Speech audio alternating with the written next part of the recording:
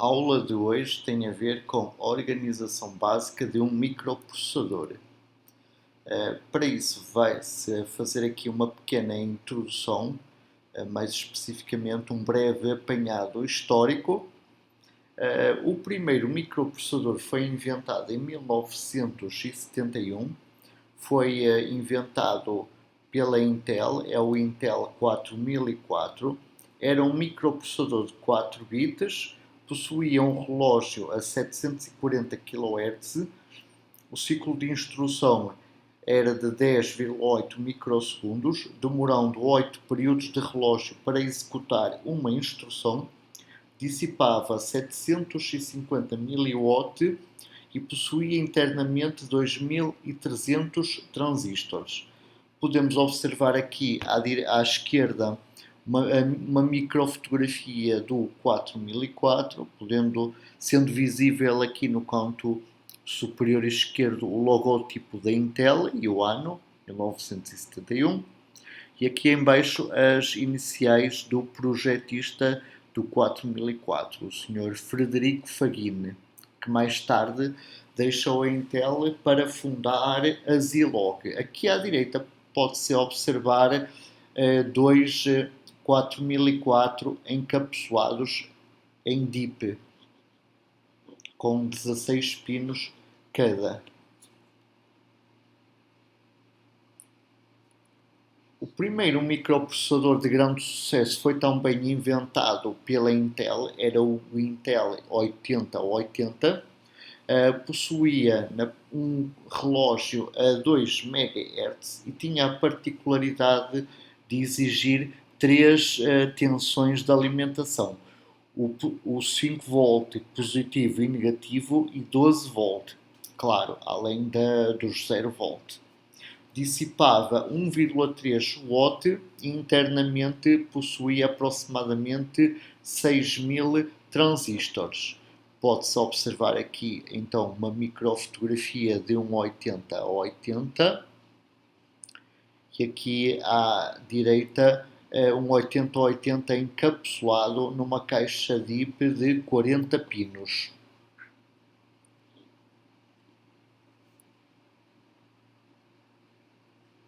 Já agora, a respeito do encapsulamento, o microprocessador está integrado normalmente numa pastilha de silício. Essa pastilha de silício está dentro do encapsulamento, que normalmente um plástico ou um material cerâmico. Portanto, a pastilha de silício é muito pequena, não é? E, portanto, para ser manipulada é necessário depois fazer as ligações elétricas da pastilha para estes pinos no encapsulamento. E essa ligação elétrica é feita através de wire bonding, que são pequenos fiinhos em ouro que ligam aqui portanto, ilhas quadradas de metal expostas e, portanto, o contacto elétrico é feito através desse pequeno fio de ouro, daqui destes pequenos pads metálicos até ao pino respectivo no encapsulamento. Portanto, aqui o diâmetro deste fio metálico é da ordem dos micrómetros, de algumas dezenas de micrómetros.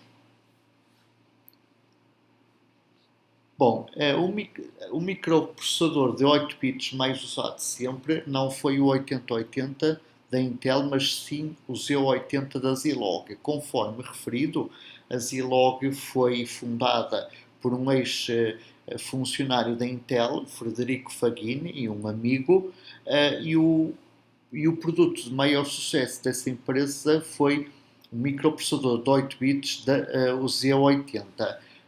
As primeiras versões do Z80 eram feitos na tecnologia NMOS, significando que todos os MOSFETs, portanto, na pastilha de silício eram do tipo N, não existiam transistores do tipo P. Nas versões mais novas, os Z80 já eram fabricados na tecnologia CMOS. Portanto, os circuitos digitais empregavam, além dos transistores NMOS, transistores PMOS, de canal P. Conforme surgia uma nova versão, o relógio, a sua frequência, ia aumentando até chegar a um valor de 20 MHz na última versão. Este possui, ao contrário do 8080, era alimentado a 5 volt e precisava também do zero, como é evidente. Portanto, este microprocessador foi pensado especificamente para os utilizadores do 8080. Portanto, o Z80 tem mais instruções e instruções também algumas mais poderosas que as do 8080. O interessante é que também possui as instruções do 8080. Neste caso, possui todas as instruções do 8080. O que significa que um código feito, um programa escrito para 8080, é igualmente executado no Z80. Além disso, os pinos do Z80 são compatíveis em termos de funções com os do 8080. O que quer dizer que era muito fácil, se um 8080 queimasse, ou se quiséssemos usar um microprocessador mais rápido, era fácil pegar no 8080, deitar fora e trocá-lo por um Z80. Podemos observar aqui uma microfotografia de um Z80 e aqui um folheto promocional do Z80, em que observa-se ali a batalha dos anos 80. Acredito eu que seja uma comparação do Z80 com o 8080 ou o 8085. Portanto, o 8085 é uma evolução do 8080 em termos de tecnologia, mas não em termos de função. Porque internamente o 8085 é exatamente igual, internamente em termos funcionais, claro, é exatamente igual ao 8080. A Intel também foi responsável pelo projeto do primeiro microprocessador de 16 bits, o célebre 8086, utilizado nos primeiros computadores pessoais. Possuía portanto, um relógio que ia de 5 a 10 MHz. Também podia ser alimentado somente com uma tensão de 5 V e, ao contrário do Z80 e do 8080, podia endereçar até 1 MB, isto é, podia endereçar 16 vezes mais posições de memória. E possuía internamente aproximadamente 29.000 transistores. Podemos observar aqui uma microfotografia do 8086 e aqui à direita um 8086 encapsulado numa caixa DIP de 40 pinos.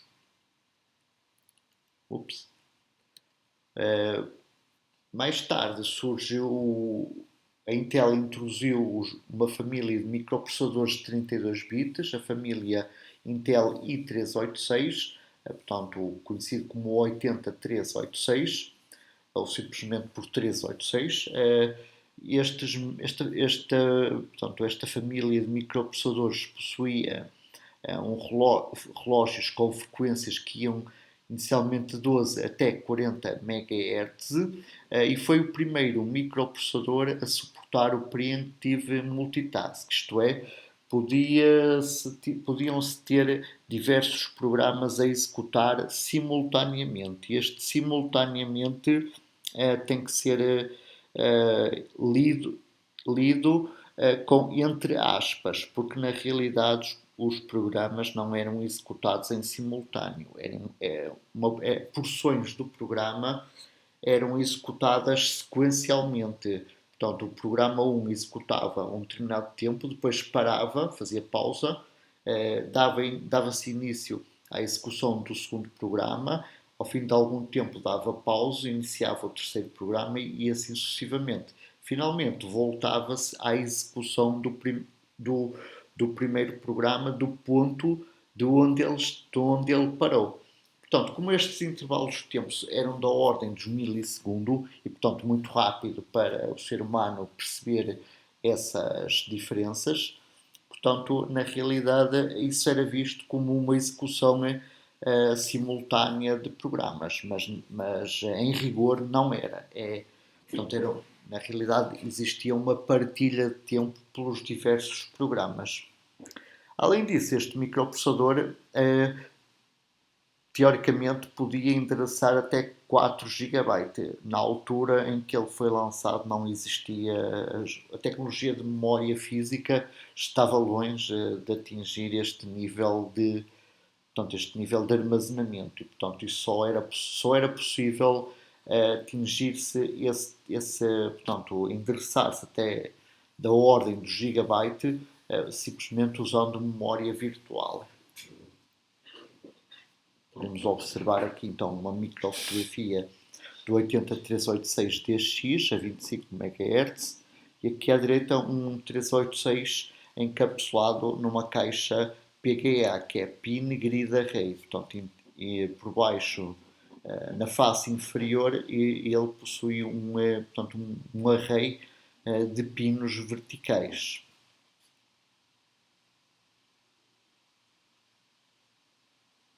Bom, atualmente existem microprocessadores de 64 bits, bem mais avançados do que este exemplo que aqui se encontra. Este Xeon E3-1265L V2 foi lançado em 2012, possuía um relógio a 2,5 GHz, internamente possuía 4 núcleos ou cores, era um quad-core, e este microprocessador poderia executar 4 programas em simultâneo. Aqui a execução simultânea é realmente simultânea, por ele possuir internamente esses 4 núcleos.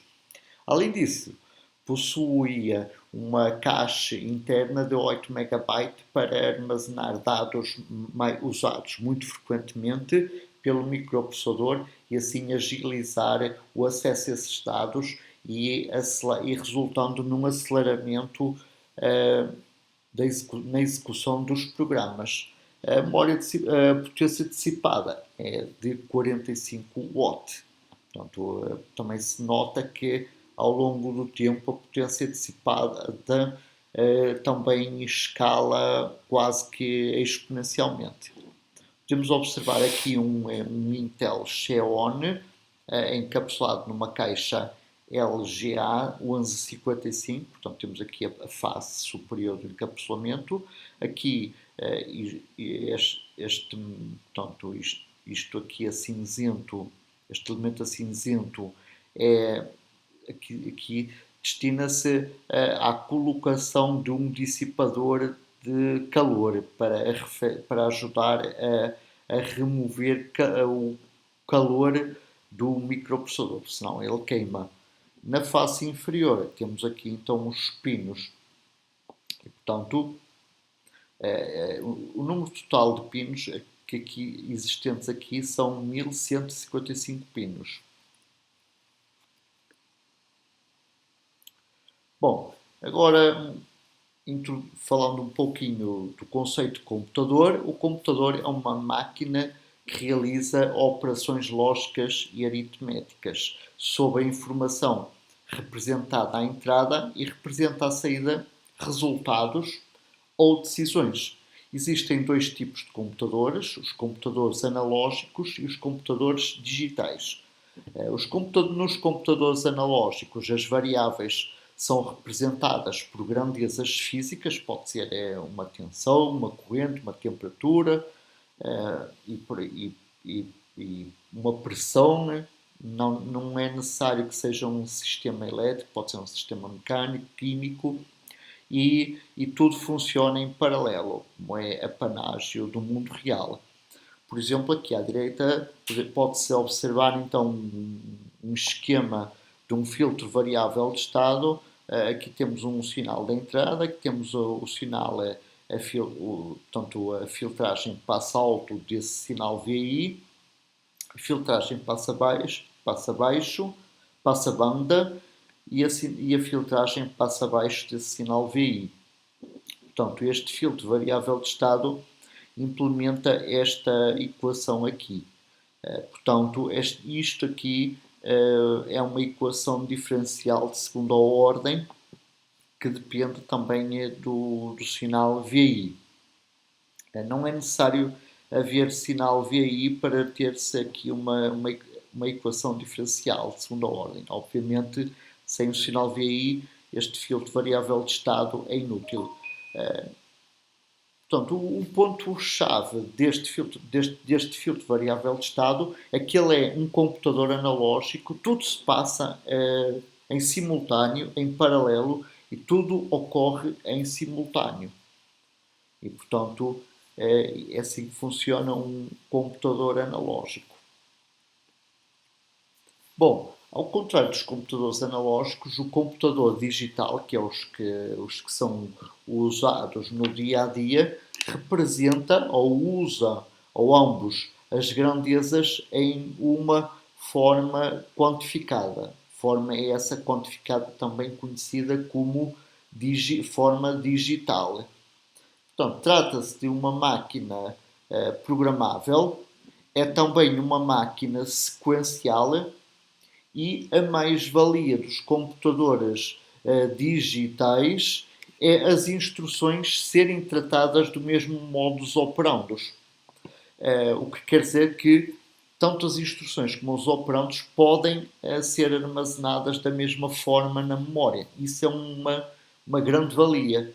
Além disso, um computador digital permite alterar dinamicamente os programas, coisa que não acontece com um computador digital, porque depois dele montado o funcionamento é aquele e não vai mais alterar, a menos que algum componente, por exemplo, uma resistência ou um condensador, se degrade com o tempo, ou um amplificador operacional comece a gerar mais ruído, ou o seu ganho em malha aberta varia, etc. Bom, vamos ver agora os blocos fundamentais que formam um computador digital.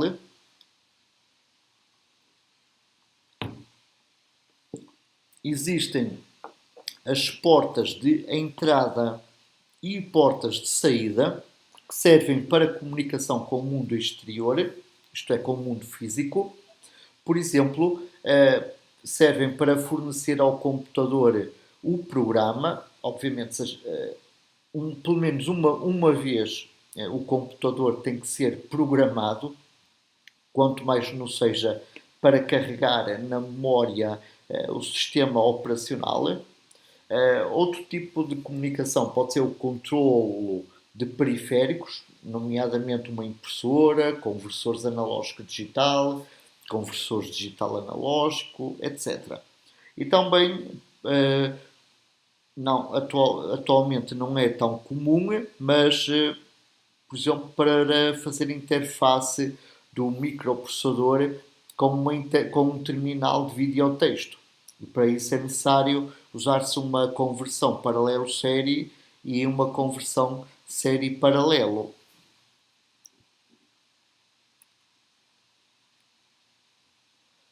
Outro bloco fundamental é a memória, que vai servir para o armazenamento da informação, quer na forma de operandos e na forma de instruções.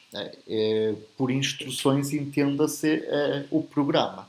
Portanto, o programa que vai ser executado pelo microprocessador vai estar armazenado obrigatoriamente na memória física. Bom, um microprocessador é equipado internamente com uma unidade aritmética e lógica, é equipado com uma unidade de controlo que serve para que controla as sequências dos diversos passos necessários à execução de uma instrução. Exige armazenamento sequencial das instruções. Bom, finalmente, já vimos as portas de entrada e saída, a memória, o microprocessador. Finalmente, precisamos agora de um barramento, de um conjunto de barramentos para interligar todos os elementos ao microprocessador. Portanto, um barramento de endereços que é unidirecional, que vai do microprocessador para a memória e para as portas de entrada e saída e para outros elementos que porventura existam. É necessário um barramento de controlo. Tipicamente este barramento de controlo ele é unidirecional do microprocessador para fora, mas às vezes pode existir a necessidade de comunicação do próprio periférico para um microprocessador. Por exemplo, uma memória lenta. Vamos imaginar que se quer ler um valor aqui da memória. Coloca-se aqui a posição de memória no barramento de endereços que se vai ler e aqui no barramento de dados vai vir o valor que pretendemos. Só que o valor não está disponível instantaneamente, demora um tempo. E se a memória for lenta, esse tempo é maior. As memórias mais antigas tinham um sinal de saída, que era o sinal de hold, que é um sinal de controlo, que destinava-se digamos, parar o microprocessador, colocá-lo em stand-by, a dizer, esperem um pouquinho que eu ainda não tenho o dado pronto para tu leres. E esse sinal estaria ativado. A partir do momento que aqui no barramento de dados estivesse válido o valor de leitura, esse sinal de hold desaparecia e o microprocessador já podia ler um dado válido aqui no barramento de dados. Finalmente, o barramento de dados, ele é bidirecional. Portanto, ele tanto vai do microprocessador para a memória e para as saídas, em operações de escrita, como vai da memória ou das entradas para o microprocessador numa operação de leitura. Esta arquitetura que aqui está apresentada designa-se por arquitetura de von Neumann. É uma arquitetura que tem em que tanto memória de programa, memória de dados, portas de entrada e saída e outros elementos partilham o mesmo barramento. Existe também a arquitetura de Harvard, em que a memória de programa está separada da memória de dados e de operandos. Como a memória de programa ela é fixa e não é mais alterável, então, e a memória de dados, sim, essa é alterável, então, como elas possuem barramentos distintos, isto é, possuem um barramento dedicado, então temos aqui um potencial de uma maior rapidez usando a arquitetura de Harvard.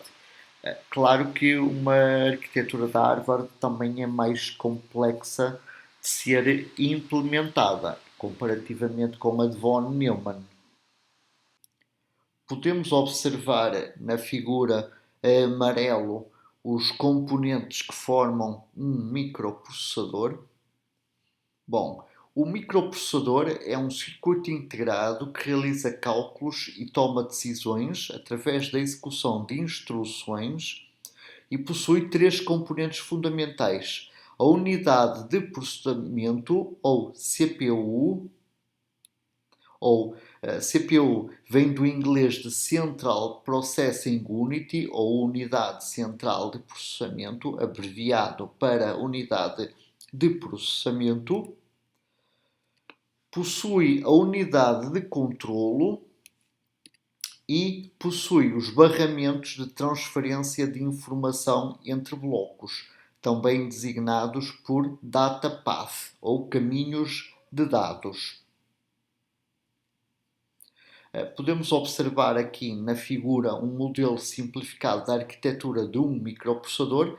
Neste modelo, o microprocessador é constituído pela unidade de processamento, estando os blocos que formam esta unidade a amarelo, é formado pela unidade de controlo, estando essa unidade representada na figura a azul, e pelos caminhos de dados, estando esses data path representados a verde na figura.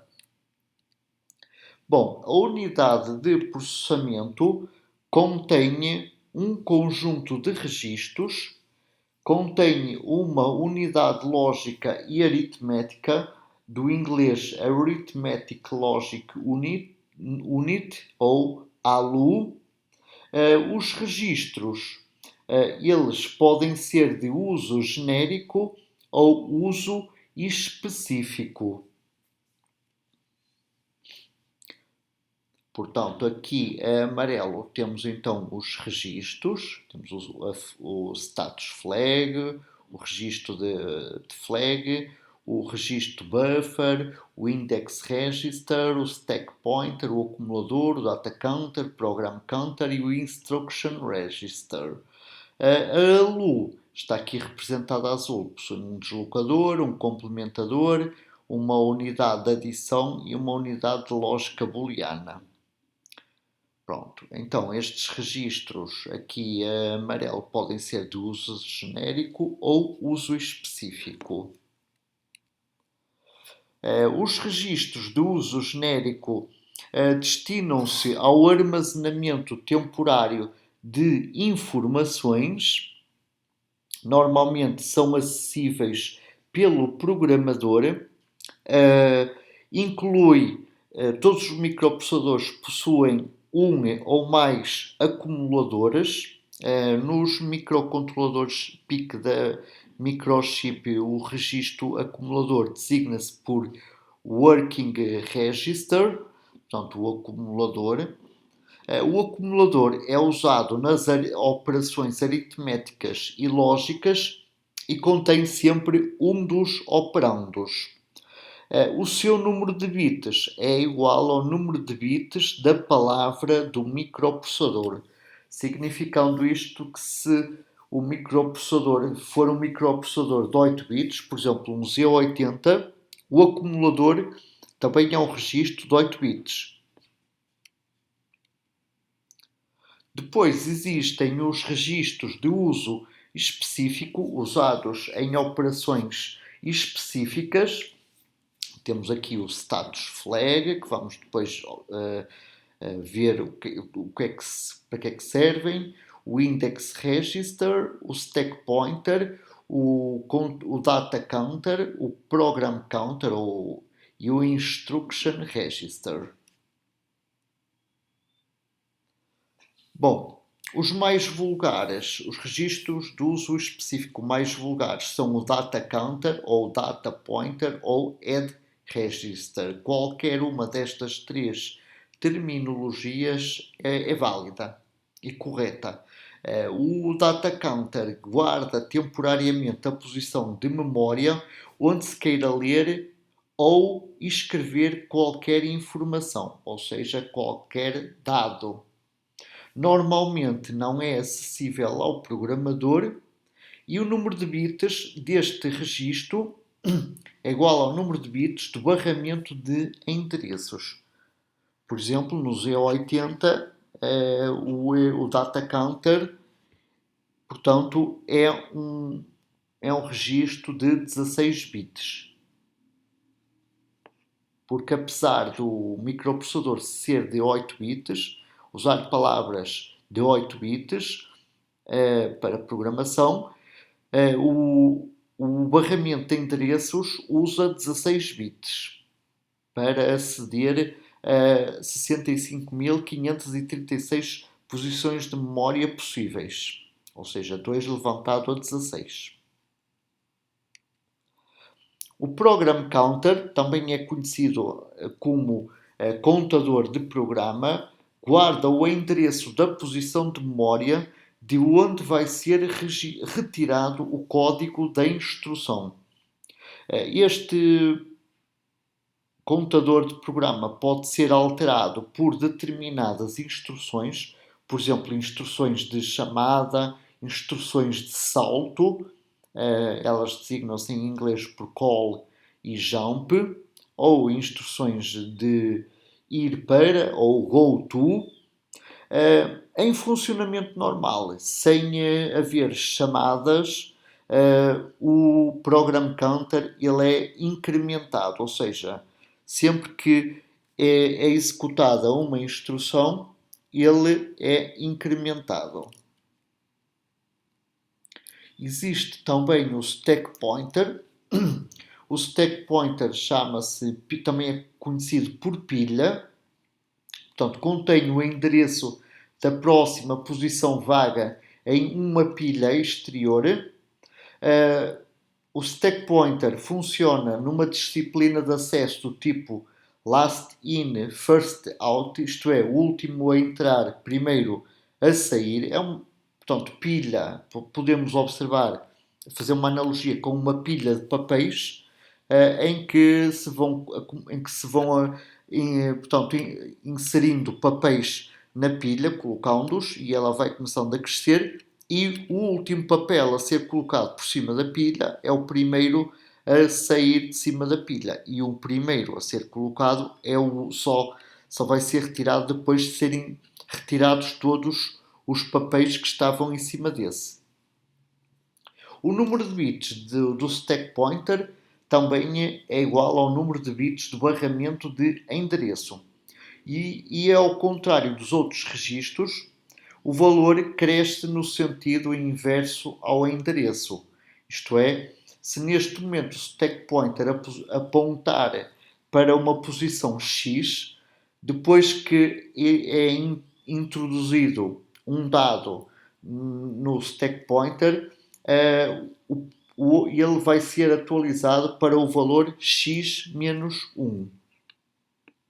Evidentemente, agora é preciso ter alguma cautela, porque se o apontador, o stack pointer, estiver a apontar, por exemplo, para a posição 2, obviamente isso não vai acontecer, mas se acontecesse dela estar a apontar para a posição 2, quando se colocassem quando se escrevesse no stack pointer dois valores, ao fim da primeira escrita o stack pointer apontava para a posição 1, ao fim da segunda escrita apontava para a posição 0, e quando se fizesse uma terceira escrita ele já não poderia apontar para mais posição nenhuma, porque estaria na primeira posição, isto é, na posição 0 da memória física. Portanto, não existindo posição menos 1. Isso iria gerar um erro de execução.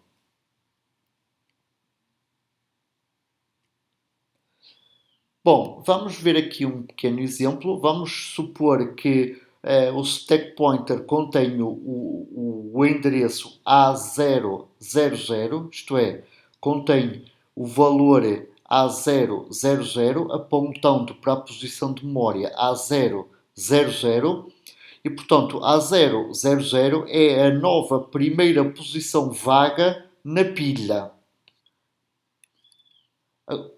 Agora, supondo que em resultado de um evento pretende-se guardar 2 bytes, nomeadamente os valores 3A e F3 hexadecimal, então, após guardar o primeiro byte aqui na posição de memória anterior, então ele fica aqui guardado, 3A, e o stack pointer então é decrementado e passa a apontar para a posição 9FFF.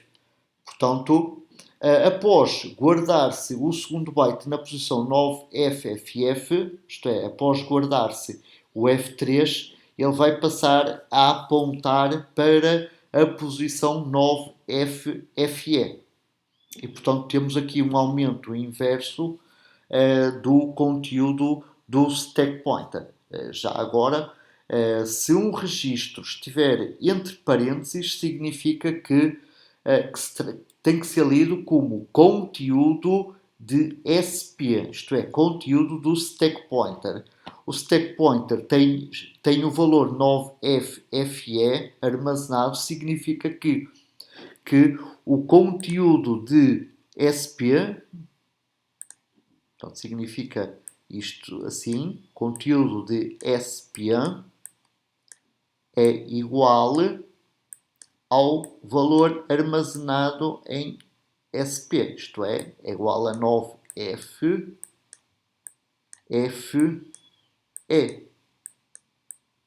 Bom, e facilmente se percebe que este valor está em hexadecimal e possui 16 bits.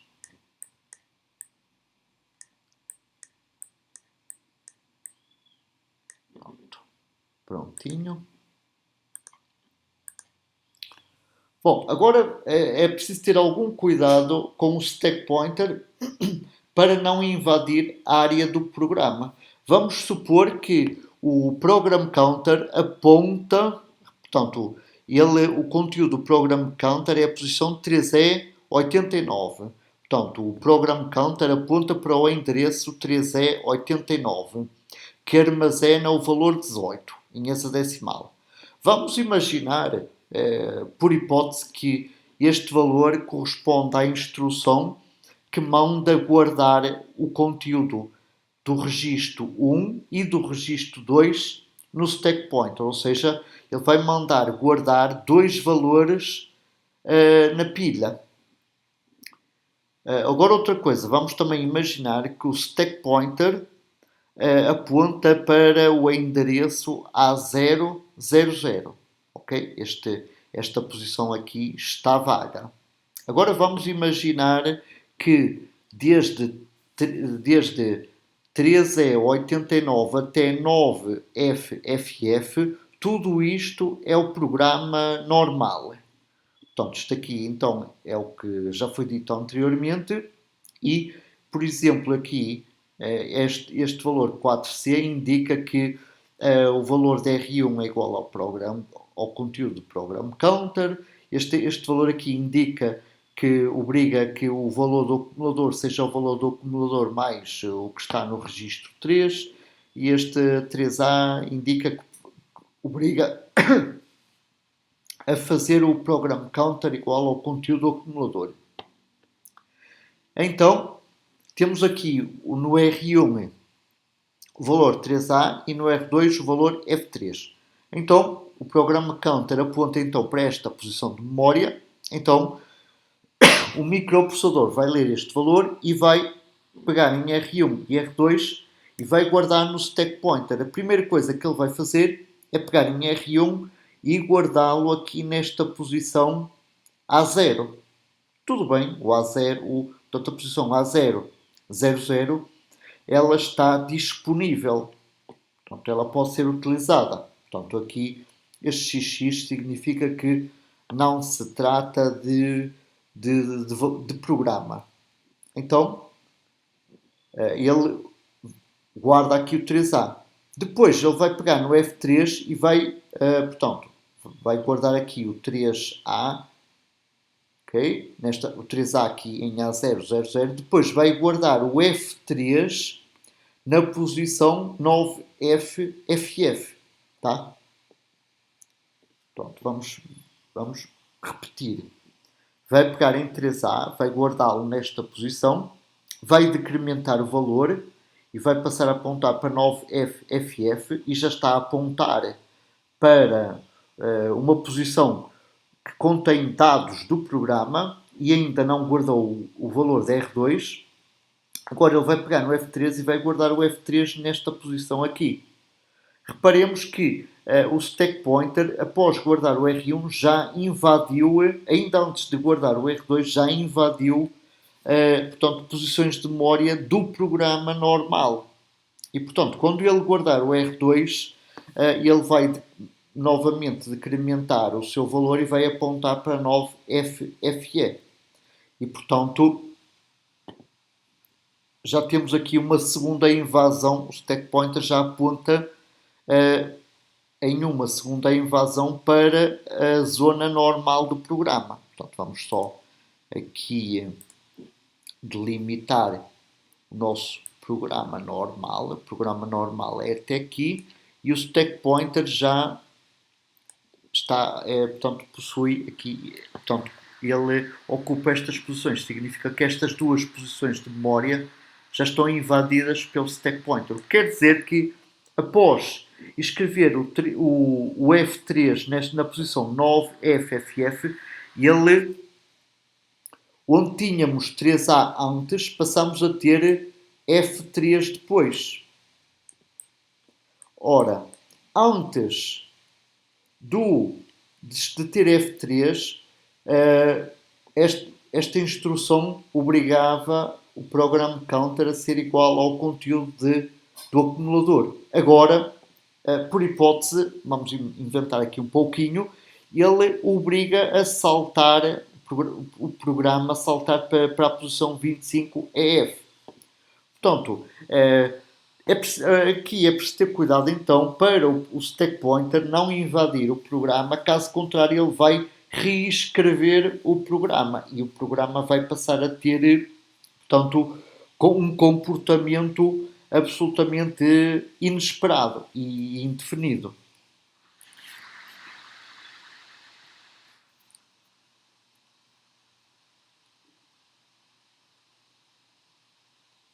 Bom, agora relativamente ao registro de indexação, ou index register, trata-se, portanto, de um registro de armazenamento temporário da informação.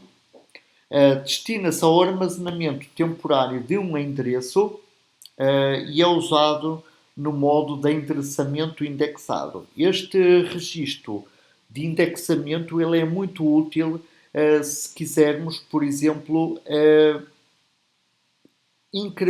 implementar um array, por exemplo, em que vamos fazer aqui um programinha para exemplificar. Já vamos fazer assim: for n de 1 até 6. Aqui vamos fazer agora y igual a 2n e vamos agora fazer x de n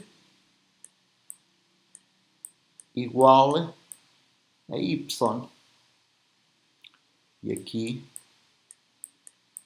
and for. Pronto. Portanto, aqui o valor, vamos imaginar aqui o index register vai ser uma posição de memória.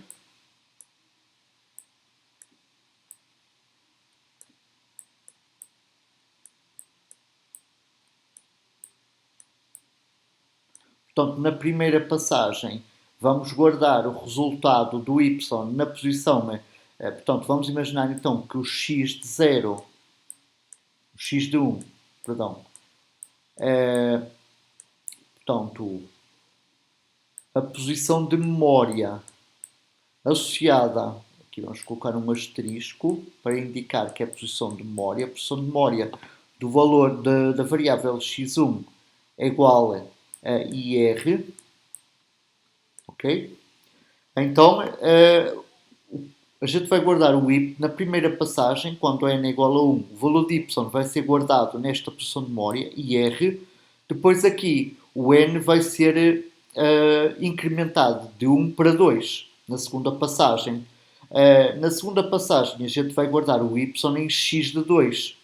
Acontece que o x de 2, portanto, a posição de memória associada à variável x de 2 no array, passou a ser, não 9FFF, para ser A000H. Portanto, aqui o registro de indexação é extremamente útil para definirmos um endereço de início e depois ir incrementando uma posição relativa a esse incremento, a esse valor inicial ao longo da memória.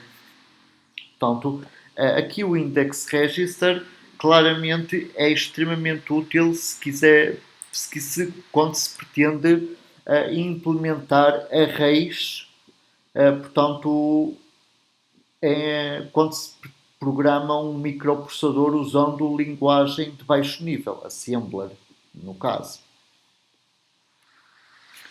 Portanto, aqui o n é o índice da variável do array x e aqui o ir é o registro de indexação. Pronto.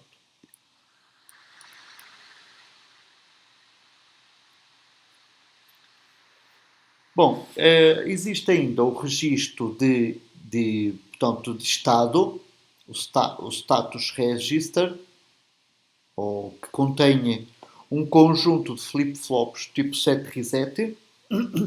A ativação desses bits faz-se através do sinal S ou, neste caso, ou exclusivo, faz-se também o reset.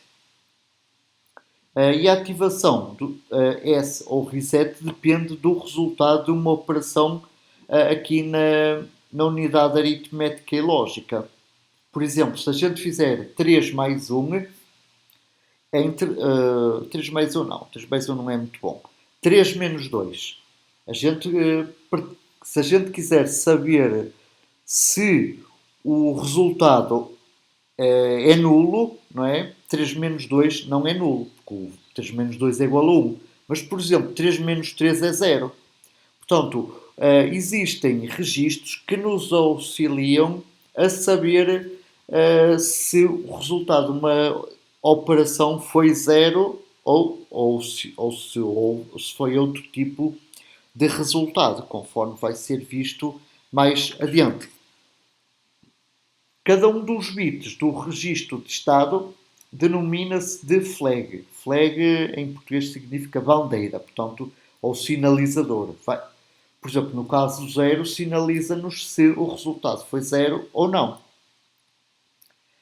Vamos ver aqui as flags mais frequentes, começando pela flag de 0. Portanto, vamos ver aqui este primeiro exemplo. Destes dois valores, temos aqui o A em binário, o B em binário, vamos fazer a sua subtração. Portanto, tanto o A como o B valem 254 na base 10. Portanto, é fácil observar que o resultado desta operação vai ser 0, não é? Portanto, como A menos B é igual a 0, o microprocessador vai ativar a flag Z. Neste caso, Z é igual a 1. Portanto, o Z é ativado quando o resultado é igual a 0. Pronto, há uma forma interna do microprocessador saber se é 0 ou 1. Por exemplo, pode-se fazer, portanto, OUs. Temos aqui 8 bits, podemos fazer 7 OUs em cascata destes 8 bits. E basta um dos bits ser diferente de 0 para o... Portanto, vamos ver aqui. Vamos fazer aqui. Portanto, o bit mais significativo, depois isto mais grosso, o bit mais significativo é o bit 7, o segundo mais significativo é o 6. Agora, vamos colocar aqui o 5, que é este bit, etc. Pronto, já estão a ver que isto aqui é tudo OUs, não é? E finalmente o bit menos significativo, que é o bit 0. E temos aqui um último OU, um último OR. Portanto, vamos precisar de 7 ORs. Este é o primeiro, o segundo e este é o sétimo. Portanto, basta que um destes 8 bits seja 1 para o resultado aqui ser 1. Portanto, para o resultado aqui ser 0, todos os bits têm que ser 0. E, portanto, esta é uma forma possível de implementar internamente o sinalizador.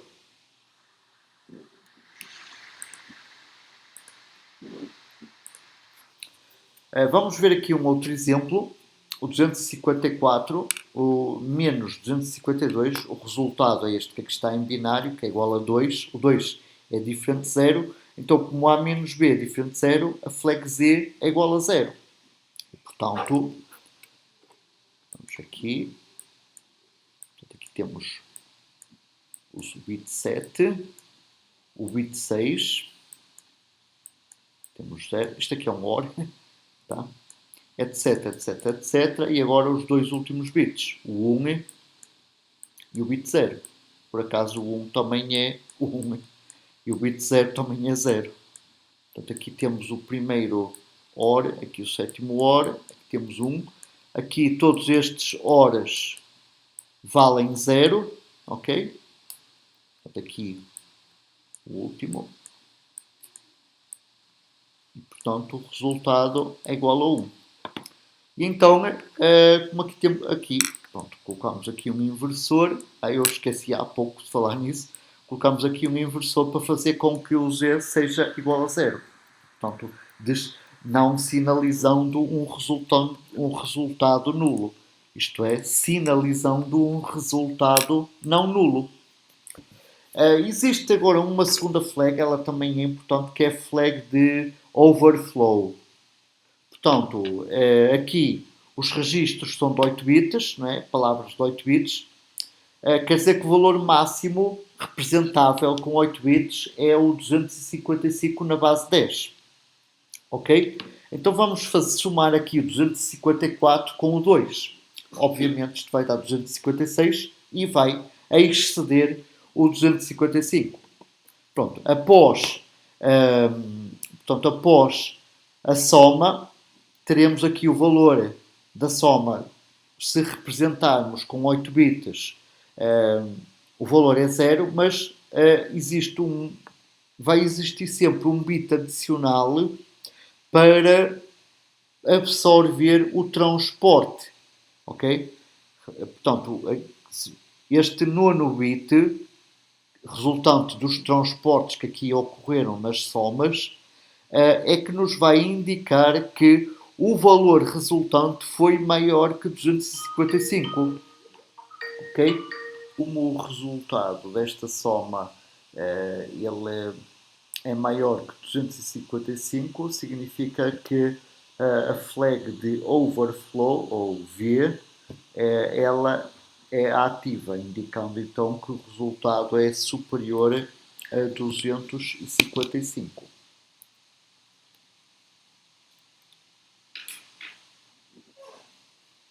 Uma forma muito fácil de implementar esta flag, no caso da soma, não é?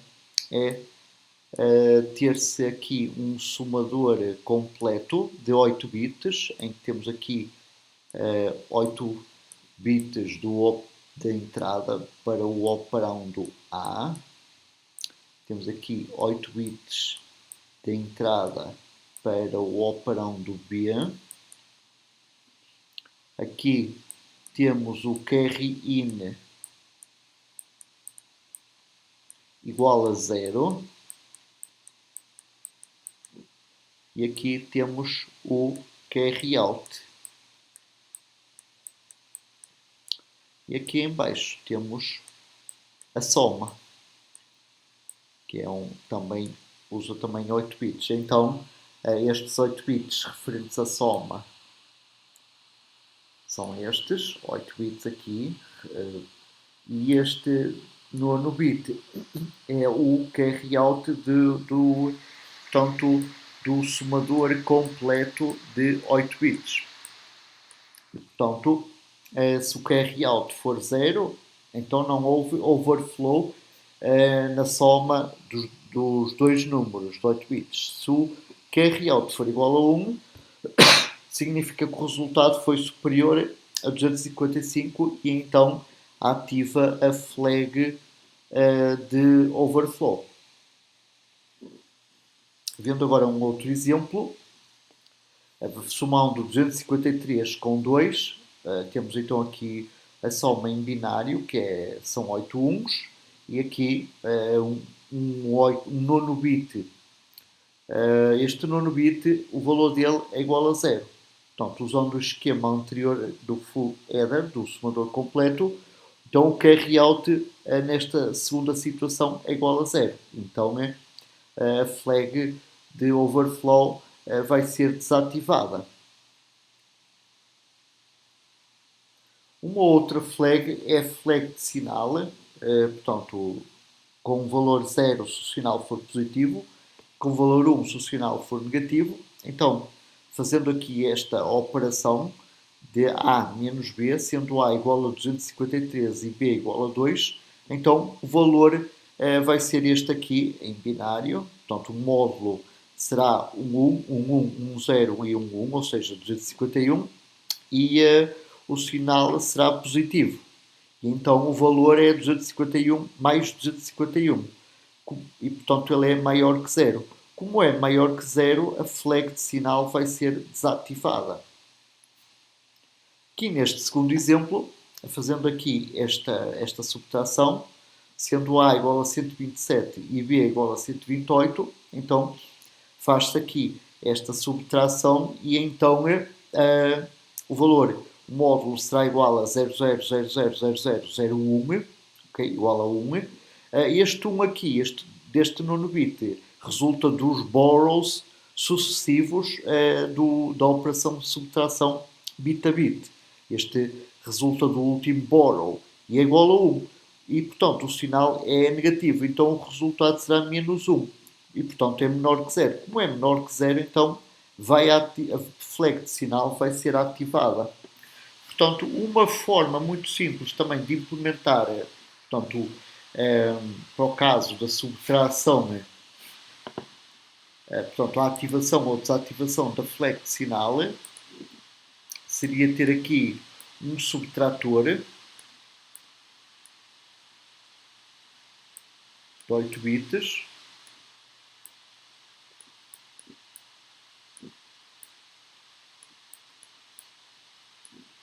aqui a subtração, portanto, para não confundir, aqui seria A menos B, portanto, 8 bits, e aqui seria o borrow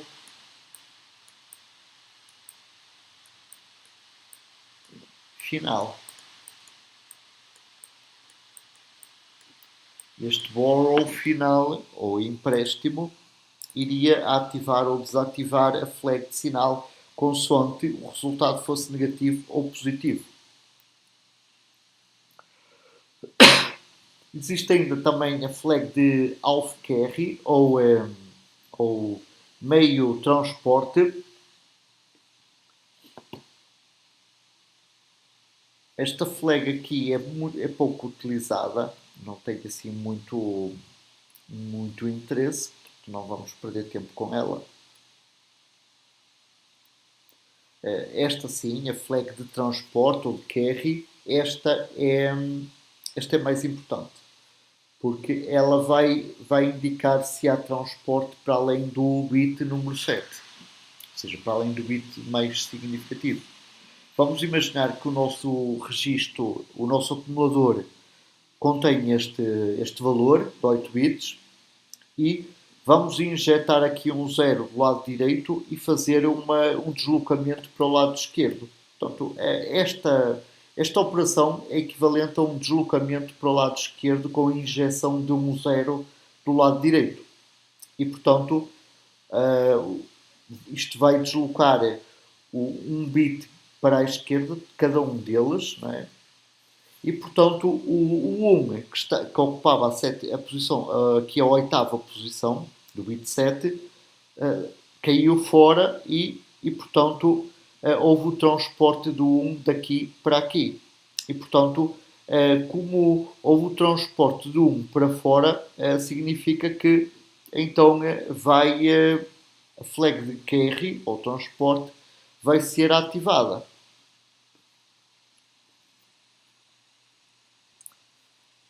Existe uma outra flag, que é a flag de paridade.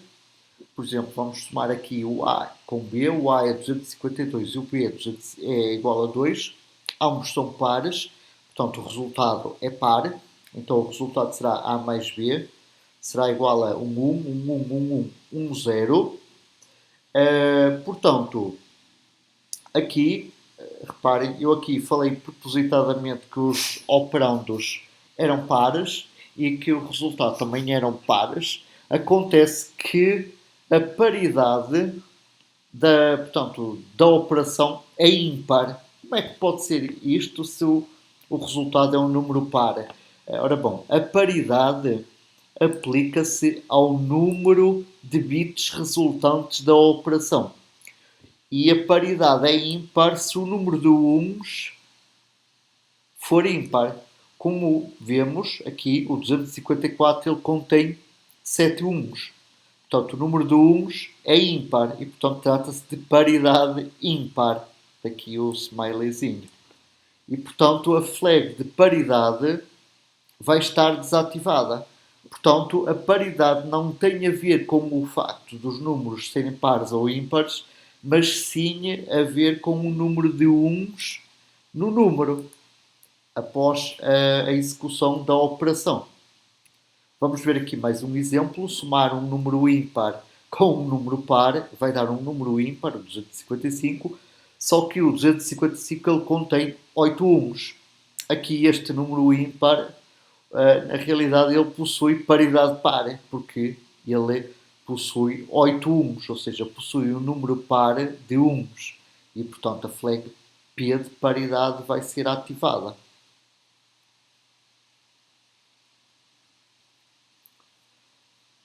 Bom, vamos agora ver aqui também mais uma flag, que é a flag de, portanto, a flag de interrupção, ou máscara de interrupção. Ela é aplicável às interrupções mascaráveis. Portanto, esta máscara de interrupção controla as interrupções ativando-as, isto é, o microprocessador ignora-as, ou desativando-as. O microprocessador é sensível. Portanto, aqui temos uma pequena inconsistência. Caneta de filtro. Portanto,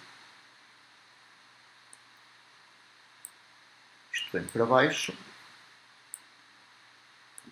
Isto vai para cima. Ok? Então, portanto, o microprocessador é sensível às interrupções mascaráveis, se elas forem ativadas, e o microprocessador ignora as interrupções mascaráveis se elas forem desativadas. Agora sim, está correto. Formas de identificar e tratar estas interrupções. Por exemplo, usando um controlador externo de interrupções, em que as interrupções podem surgir em simultâneo, e depois ele é que vai indicar ao microprocessador quais é que devem ser tratadas e em que sequência. Ou então usar flags especializadas. Elas existem nos microcontroladores modernos, como por exemplo nos PICs.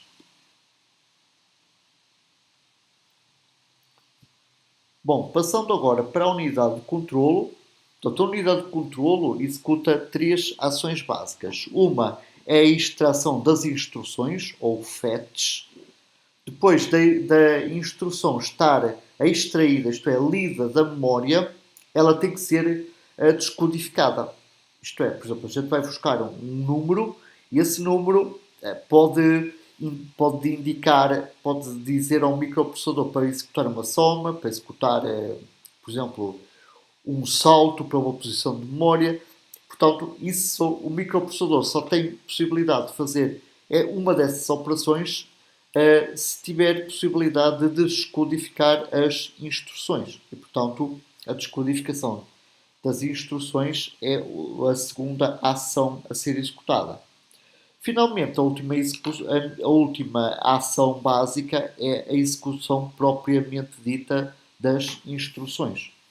Portanto, então resumindo, vamos à memória, ele vai à unidade de controle, faz o microprocessador ir à memória e buscar uma instrução, extraindo-a de lá da memória, obriga o microprocessador a descodificar essa instrução para saber que instrução é que se trata e depois de saber qual é o tipo de instrução, vai executá-la. Portanto, estas 3 ações estão a cargo da unidade de controle. Portanto, a unidade de controle estabelece a sequência de operações a executar pelos elementos lógicos da unidade lógica e aritmética.